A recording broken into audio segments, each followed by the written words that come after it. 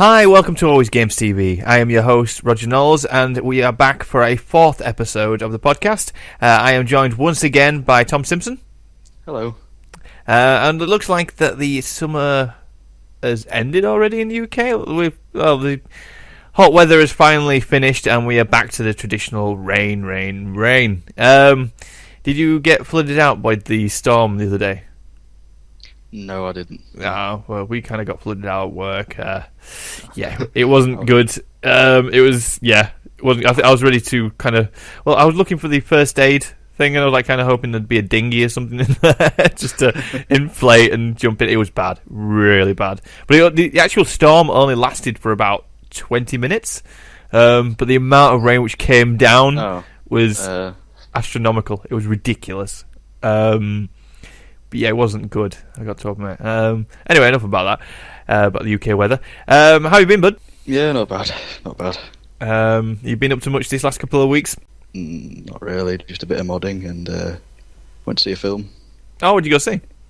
Do you know Simon Pegg and Nick Frost, their new film, The World's End? What do you call it? The Cone Trilogy.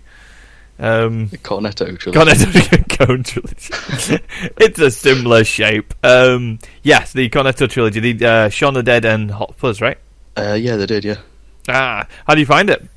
It was good. I don't think it was the best of the three, but it was still quite good to watch. It's, by the looks of the trailers, I've got to admit, what I've seen of it, I've only seen one or two of them. It looks like Simon Pegg's playing more of a douchebag sort of character in this one. Yeah, he is, yeah. In the other two films, they eat cornettos. In this one, they don't actually get to eat a cornetto. Oh, what? You see a rapper, though. Spoiler! No, but it's kind of... I was when I saw the trailer, I was like, saw him how his character actually comes across a little bit in the trailer. And I quite like seeing the Simon Pegg as the nice guy. Yeah, he does normally, but it's sort of a reversal in this one. He plays the drunk that hasn't quite grown up yet. He's still got... So, does it actually work for Simon Pegg to play a role like that? Yeah, he's pretty good at it.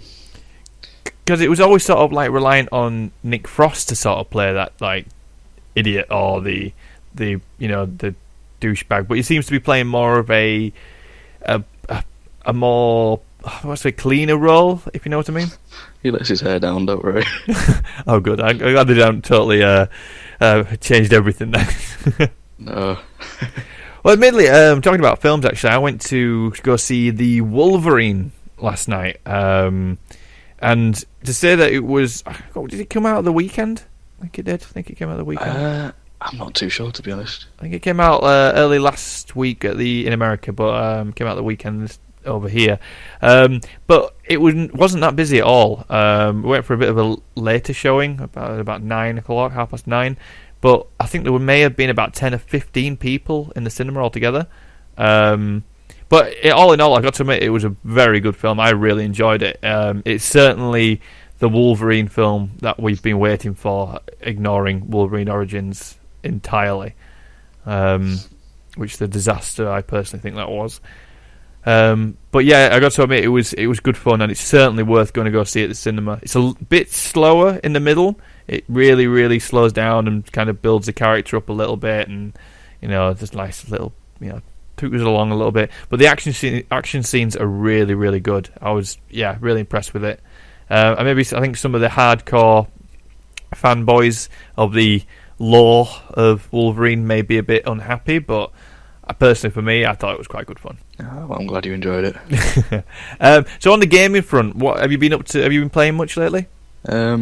Been having a go on Skyrim.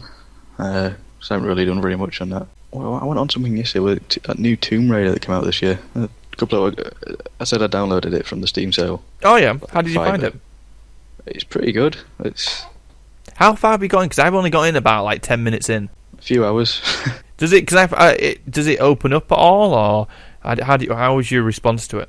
It's not open ended as Far Cry 3, like I said 2 weeks ago, but it is, it's sort of basically smaller areas that you can go in. Mm-hmm. It's all linear, but then it's sort of open. It's really big linear, if that makes any sense. I think that's a new genre or new type of game you just come up with. An opened up linear game. Nice. I do know what you mean though. I've got some of the comments that I've read about it does sort of point in that direction, that there is, you are going down a linear route, but you don't always feel like you are. Yeah. Is that a good way of probably interpreting it? But no, I've got to admit it's certainly one I keep meaning to go back to. I haven't quite just had the time at this present moment to be able to reinstall it and the space on the hard drive to be able to get back to it and have a really good session on it. Yeah. So what have you been doing with Skyrim then? Because that one's certainly one you keep going back to occasionally. Only every now and again. Wasn't really happy with how it looked normally. Mm-hmm. So I've added about 65 mods. Jesus. And then an E and B series mod on top of that, which is like an EMB. ENB. It's by Boris Vorontsov, I believe it's called. He does them for like GTA 4 and certain other ones. Mm-hmm. And it's like a shader type mod. Right. It sort of has custom SSAO, like anti-aliasing as well, and ambient occlusion, depth of field. It basically has loads of cinematic effects, and then people have taken that mod and then made their own. So there's dozens of them on the Skyrim Nexus, which is a main mod site. Yeah, I could say I'm always very apprehensive with adding mods to Skyrim because I've had a couple of issues in the past where the mods haven't been compatible, especially with some of the sound mods, and it. I think I had an issue before a while back when I first got it and started adding a load. Well, when the dragon would do the dragon shout, or you would, once you learn your first dragon shout, you would do it. The actual game would crash and drop down to desktop. Yeah, the problem with having so many mods is if you put some in a certain load order, say, I don't know, you've got a mod like Climates of Tamriel, that's like different weather effects and lighting, and well, maybe not lighting, but I think that might have been the mod actually, which I had the issue with. If you have like an add-on for that and you put that further down the load list than that, like the main file, it'll try and load the add-on, and as soon as you load the game, it'll crash it. Certain other like bugs, you can crash it in game. Can you counteract that then? Where do you put the mod then? Do you put it loading after the Climates of Tamriel?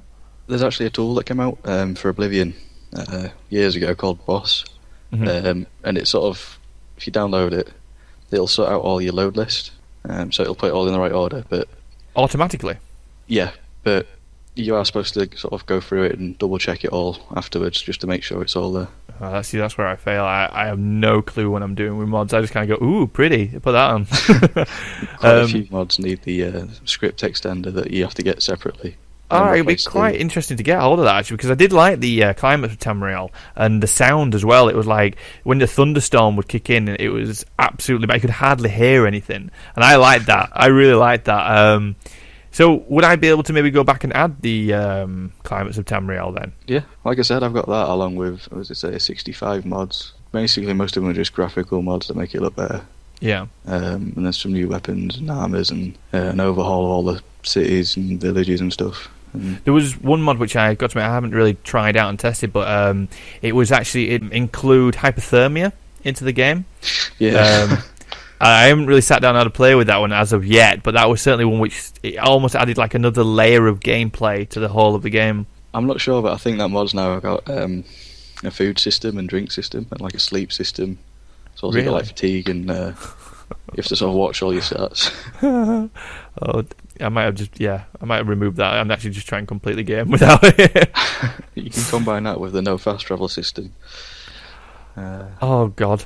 Yeah, no. I've got to admit, there's one game though which intrigues me. It's very daunting to think about with Skyrim. They certainly did an amazing job with that. And like I say, with the being able to open it up to the community so they can mod it, I think gives the game longevity. They've done that with all the games, haven't they? I know they do with Oblivion, Fallout 3, Fallout New Vegas. Alright. Actually, I never played Fallouts on the PC. I always played them on the PlayStation. I never really experienced the modding community with the Fallouts. There's a crap load of mods. If you go on, like I say, if you go on the Skyrim Nexus, there's a little tab at the top right that you can click and it opens up all the other Nexus sites. There's a Fallout 3 Nexus, a Fallout New Vegas Nexus, Oblivion, Morrowind, and then quite a few others as well. Alright. My task for after the podcast, after we've done Armour 2, of course. We'll play some Armour 2 after this. Basically, I'm trying to think of what I've been playing, actually, in all honesty. I'm presently trying to put together a review for XCOM Enemy Unknown, which is coming along very slowly. I'm trying to find my feet with doing reviews and things like that, and I'm struggling a little bit. Maybe I just need to sit back and have a real good think about it, and obviously because I want to make sure it's right and be able to convey what I'm feeling about the game and put it into grammatical sentences, making sure it sounds right and I come across in the right way, and it's just making sure what I show as well isn't any spoilers, and that's the main thing. Is I just don't want to ruin it for anyone, which in all honesty I'm not going to say anything about the review. I'm going to wait till it comes out to be able to say anything on it. But other than that, I haven't really been playing anything else, admittedly. I played a bit of Borderlands 2 on the PlayStation 3 with my girlfriend. It was her idea as well, which I was quite impressed with. And I was like, really? You want to play Borderlands 2? I was like, other than that, really, I haven't been playing a huge amount. Oh, we had a bit of a session last week on Saints Row 3, didn't we? Oh, yeah. Dear. Which, again, is another video which I'm putting together, just showing a bit of a montage of you running me over in the tank. Again and again and again. And then us discovering a clothes shop. Interesting results. Yeah. Mr. Zippy, yes. Mr. Zippy. So yeah, but other than that, really, again, I haven't really been playing a huge amount. I actually got hold of the Metal Gear Solid Legacy Collection, actually. I saw it on Amazon, and even though I'm not really playing much PlayStation because my TV blew up, I couldn't help but get hold of it. I didn't know if this Legacy Collection is going to be a limited time only, so I was kind of like, shall I get it? I was a little disappointed if I left it till late, and it was a bit of a hard to get hold of, so I picked that up. So I'm going to have to get my TV sorted out and then go have a little playthrough on that. But other than that, I haven't really been up to anything else. So with that, we'll go straight on to the news.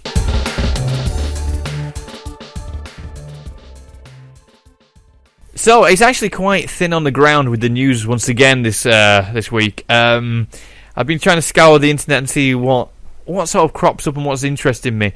Admittedly, the one that has been piquing my interest, which made me chuckle a little bit, is the Saints Row 4 being... the first installment got banned in Australia, mainly due to the fact that it includes an alien anal probe gun, which I found rather amusing. Did you hear about this as well, Tom? Only when you told me. I thought it was really funny. It's. I didn't even realise this gun was actually included in the game. Also, another reason which was sort of glossed over in a lot of other stories, the other reason why they also banned it was to do with alien narcotics, which are included in the game, which apparently will enhance your character's abilities to be able to run faster, move quicker, and fight much better. And apparently they also didn't agree with that. Basically, they have taken the game away to do a bit of a re-edit and a bit of a remove a few things from the game, and they have put it back in to see if we get a classification for Australia. At this present moment, it's still under review at this present moment. What's your thoughts on this? Do you think Australia have been a bit harsh? Yeah, I think that might be a little bit harsh, to be honest. So, but because they do have an R-rated restriction, Australia does, for this sort of content, 18 plus. Now, obviously, in a lot of countries, 18 plus is classed as being an adult. So, in my personal opinion, my personal opinion is that if you are an adult, you should be able to make that choice between whether or not that you can play something or be able to view something. Yeah. What's your thoughts on it? I think they should be able to make their own choice, because if it's available everywhere else, like America, the UK, Europe, Canada, etc., they should really get their own choice. Yeah, true. I got to admit, maybe it's trying to battle the idea that obviously it happens in this country that there may be a game which is an 18, such as the upcoming Grand Theft Auto, and younger people who are not 18 are managing to be able to get hold of it.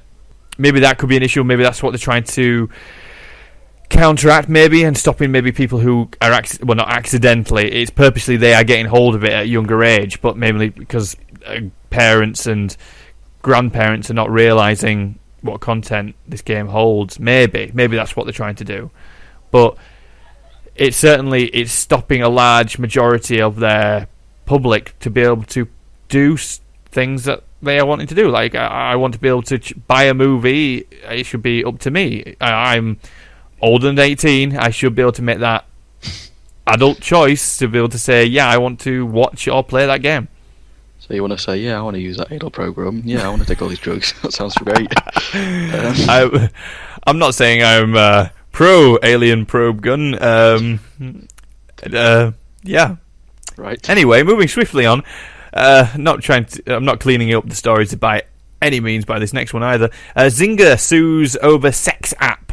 Apparently, there's an app which has been released called Bang with Friends. Which I think it sounds amazing. So yeah, Bang with Friends.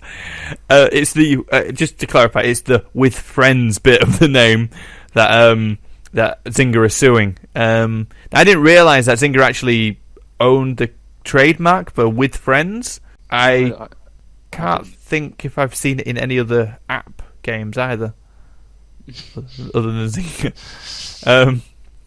But they're interesting, with it says like bang with friends option.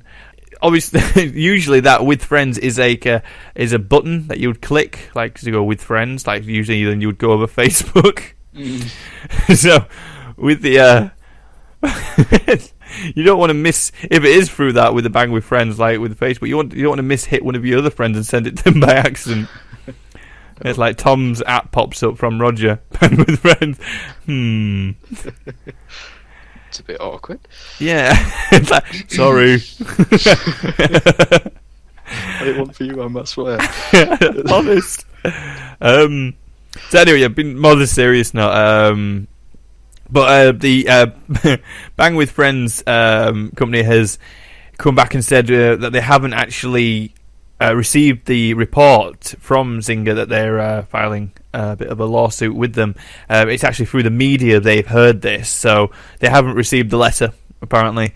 But I think with Zynga actually trademarking the with friends bit, how could obviously it's within the name of the app, Bang with Friends. If they'd have maybe put it as an option to Bang with Friends. Sorry, I can't. Maybe we should just move on from this. But apparently Zynga is suing the Bang with Friends app. Yeah. Yeah. Yeah. We're a bit light on the ground with stories this week. I do apologise.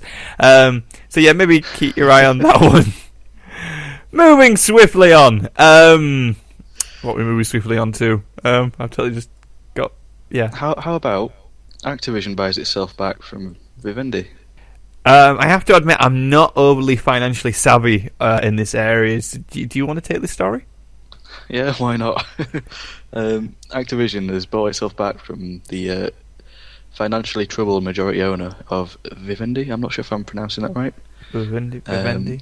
Apparently, it's purchased more than 600 million shares back from the French media conglomerate.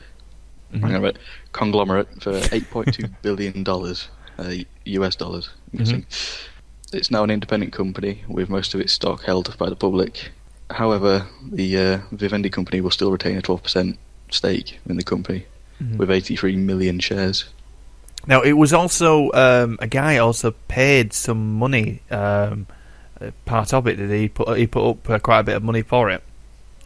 It was two people actually. It was Kotick and Kelly. Oh right, they must be holding quite a large section of that. Either that, or the World of Warcraft fans must be should hold them as gods at this present moment. Yeah, let me just rephrase that. It was Bobby Kotick and Brian Kelly. Oh right.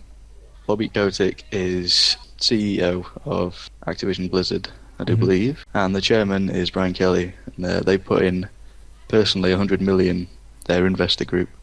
Right. They must be rolling in money to be able to. Well, then again, if it is World of Warcraft, Activision, they certainly have done too bad over these last few years. Yep. Okay, nice one. I didn't really. I did sort of like see that story, but I sort of glanced over it very briefly. It's sort of numbers and things like that, and it starts going on about financial issues. Sort of, I do struggle with it, I have to admit. There's also a story is we kind of mentioned this in the last podcast, was that if you were installing the game onto your Xbox One, that you could also play it at the same time. But also, they've come out with a bit more information on that. They also include that if you are downloading a game onto your Xbox One, even if it's in mid-download, you can start playing that digital version straight away. Yeah, I think that's a pretty interesting feature. It certainly is, because it's like, it'd be interesting to see how it works, because obviously in my mind is when something's installing, it installs certain sections at certain points. There's a file situation. Now this must have to install it literally from the beginning to the end. Yeah, it's quite interesting how they've set this up, but at least, if it's like, I don't know, say it's a really big game, like a 15 gig download, and you don't want to wait, like leave it on all night. So you download a couple of gigs, it means you'll be able to start playing it rather than having to wait. It'll be interesting to see where the cut-off point is, because obviously you can't just click download and then click play. There will be a point that you have to, wait to, there'll be a certain capacity you have to get to be able to start playing it. And I'd be interested to see what point it has to download to be able for you to start playing that. I reckon it'll be a few gigs, maybe. Because it'll have to get, obviously, the menu system downloaded, the initial start up the game. At least the first level as well. Well, yeah, that helps. But it'll also... It'll be interesting to see how well this goes initially, because I could imagine there being a few problems with this, because if it's still downloading, I could imagine there being a few bugs, that's all. And quite often when you install a game, there's usually an update as well. Yeah. Obviously, and they're the creators trying to... The bugs have appeared since they've, release the game. It'll be interesting to see how they can remove those while it's still installing the game onto your hard drive. They haven't mentioned anything about implementing a new update system, have they? No, I don't think so. Not as of yet. So, again, another one to keep an eye on for the future, as the console wars seem to get bigger and bigger until launch, really. Also, in other news, we don't ever really seem to talk about the Nintendo and their Wii U. This is their spotlight. It's not a good one, but it's a spotlight at least. Basically, the UK supermarket Asda will no longer be stocking the Wii U console or its games or anything to do with the Wii U. Basically, they will be stocking a limited amount of items on their online store, but physically in their main stores, in their 555 stores in the UK, they will not be stocking any of the product. Now, in my personal opinion, this is bad for Nintendo.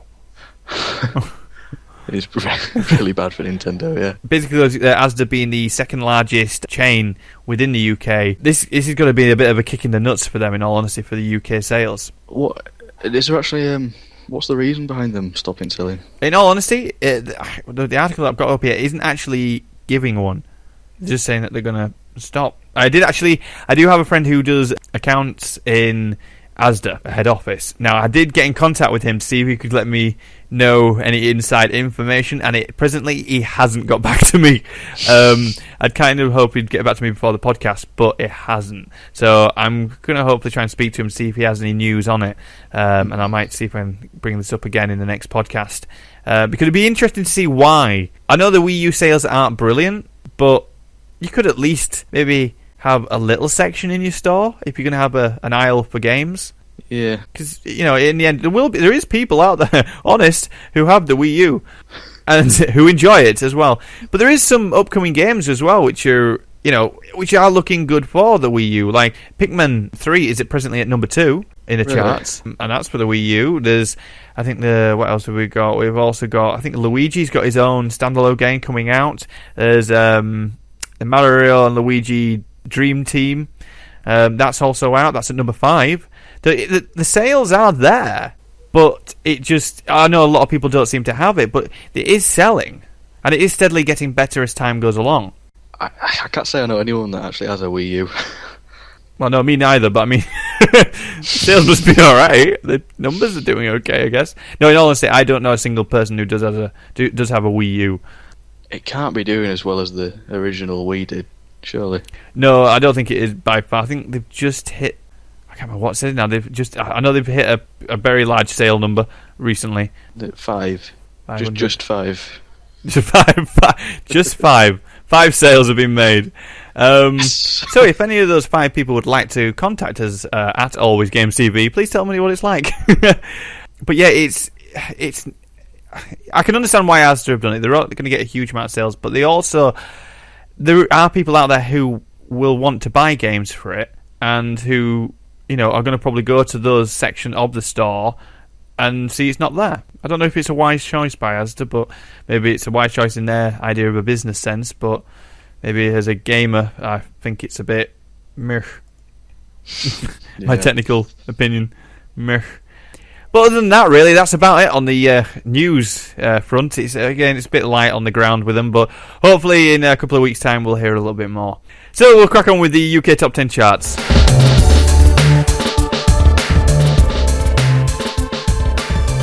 So, giving you a quick rundown of the UK Top 10 charts. At number 10 is Lego Batman 2 DC Super Heroes. I think that's jumped up from... I don't think that was even in the UK charts at all, but it's jumped back in at number 10.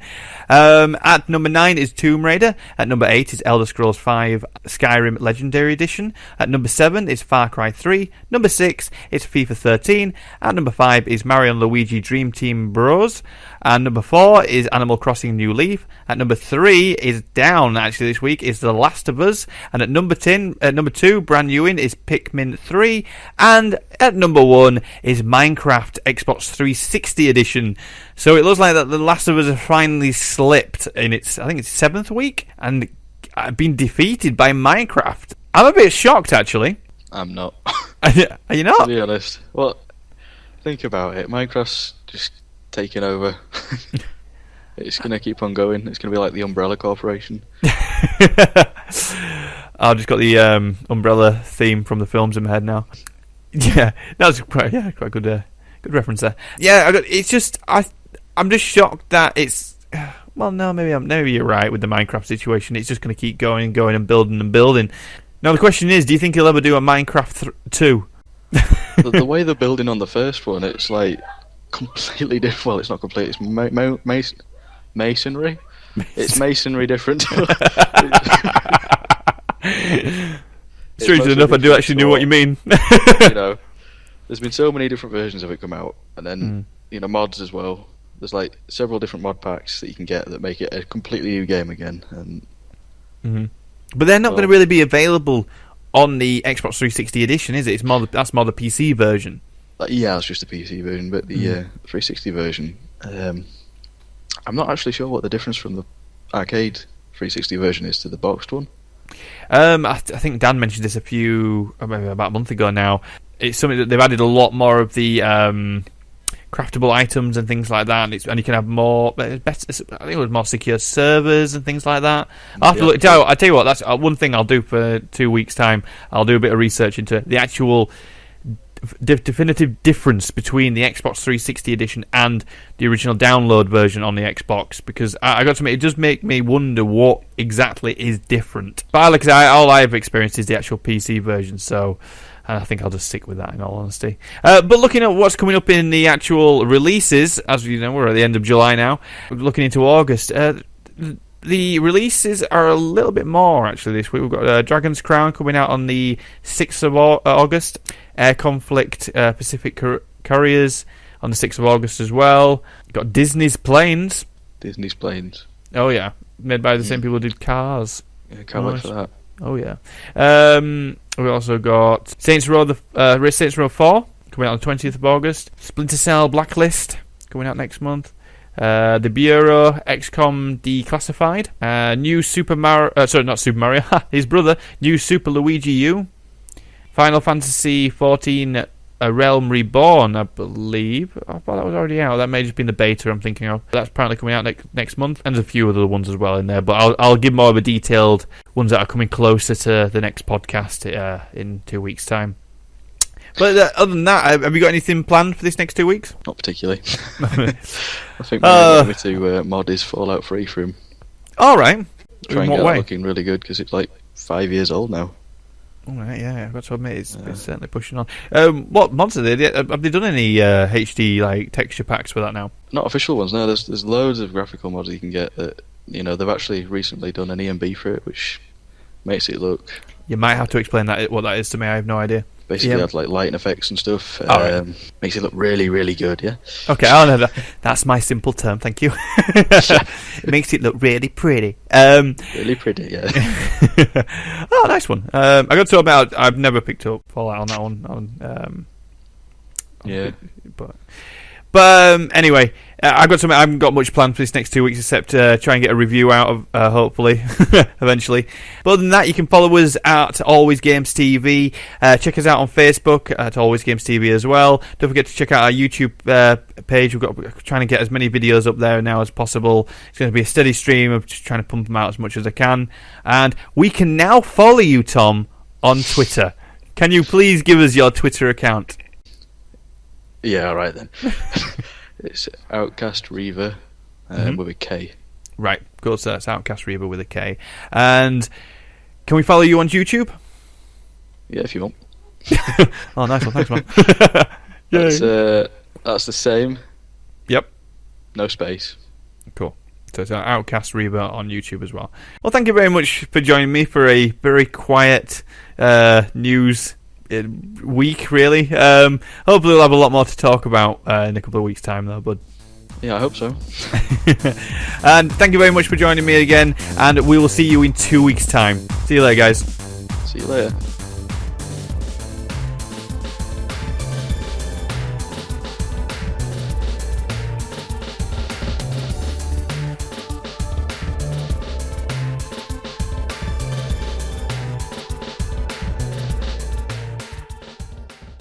No, I don't think that works. Shit, what was the question?